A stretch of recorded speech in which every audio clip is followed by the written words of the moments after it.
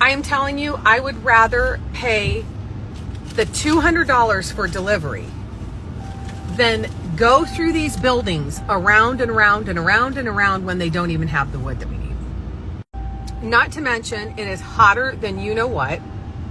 We've already got half of it loaded and we're driving around is this the fourth time?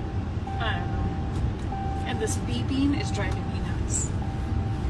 I got a coffee and slopped it all over my shirt, and I'm already in a bad mood because there's no one to help you. That's exhibit A. No one to help, so we have to do all of this. And I'll do exhibit B whenever we're done with this. Okay, first off, I'm going to start from the beginning of this experience here.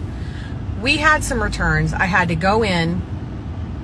It's this big mess. You have to return, then you have to get a ticket, and then someone else has to come out and count it after you did. Then you have to drive back here and someone else has to count it. And then you have to drive back over there to go back in to get your refund. So that took forever. Then we went back to the building supplies and stood in a long line, and some man walked up and budged in front of us and just went on his way. And I thought, and don't worry, he saw us and proceeded to butt in front of us.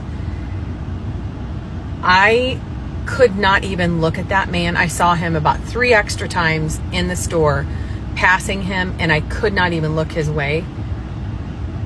And I made up scenarios the whole time.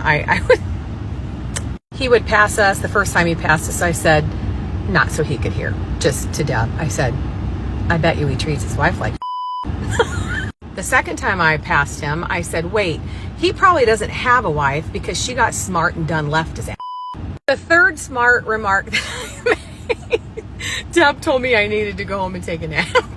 Then we get out here to load some stuff, and I looked at some guy who was a worker, and I said, can you tell us where all of this stuff is?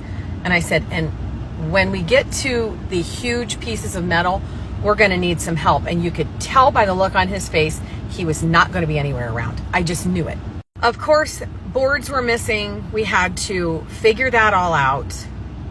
They told us the wrong place. We were driving around and around and around. Finally, we got all the boards loaded up, went to get the metal. The guy was nowhere to be found. Deb and I are loading the 8 pieces that we bought that are 16 feet long by 38 inches wide. So they're just very, very awkward. We are loading them.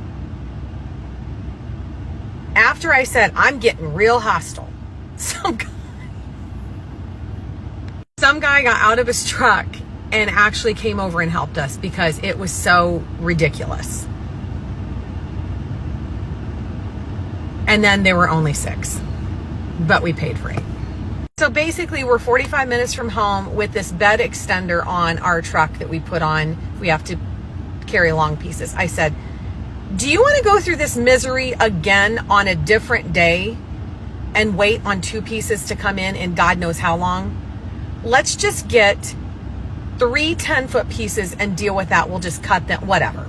So we loaded up 3 10-foot pieces on top of the 16-foot. We got to the gate where you leave, and we explained this all to him, and he said, well, I can't let you leave this yard without making this right. So we're sitting here, I'm sitting here, and Deb had to walk all the way through the yard into the door. Probably it's been like 10 minutes. She's probably standing in a 50-mile line.